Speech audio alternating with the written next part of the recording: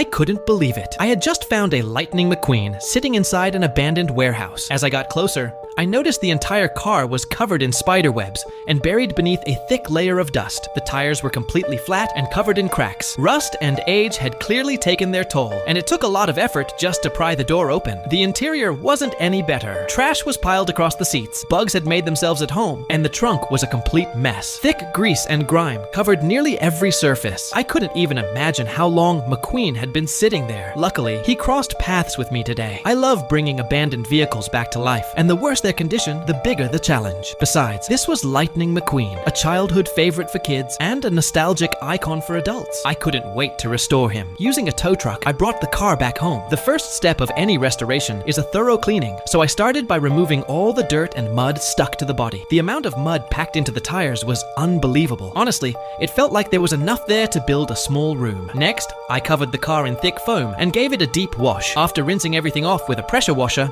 I carefully dried the surface with clean towels. Then it was time to tackle the underside. The chassis was coated with mud, and old engine oil had accumulated over the years. Every bit of it had to be cleaned away. When I removed the bumper, it practically fell apart in my hands. There was no saving it, so straight into the trash it went. After that, I pulled out the engine so I could repair and replace the damaged internal components. Under the floor mats, I found even more dirt and debris. I scraped everything clean, removed the shattered windshield, and took out the worn-out dashboard. The old headlights were so brittle that they broke apart with the slightest touch. At that point, it was obvious I would need a lot of replacement parts. Once the engine was disassembled, I found every component covered in stubborn grease. Each piece had to be cleaned thoroughly before fresh lubricant could be applied to ensure smooth operation. For the rusted and damaged sections of the body, I cut metal patches to size and welded them into place. After grinding everything smooth, I applied a coat of primer, let it cure, and sanded it again for a flawless finish. With the repairs complete, I reinstalled the restored engine and prepared the car for its signature red paint job. After the paint dried, I added the iconic number 95 decals that make Lightning McQueen instantly recognizable. The interior received the same level of attention: a fresh coat of paint, a new dashboard, properly connected wiring, brand new floor mats, and new seats completely transformed the cabin. I also installed a replacement windshield made from the same type of material as the original, along with new headlights and a stylish rear spoiler. None of those parts were cheap, but it was worth every penny. New tires were essential as well, since the old ones were covered in cracks and completely unusable. Finally, it was time for the moment of truth. I filled the engine with fresh oil, inserted the key, and turned the ignition. Success. The engine started perfectly. Now it was time to take this fully restored Lightning McQueen out for a drive. The feeling was incredible. After years of neglect, McQueen had finally been brought back to life.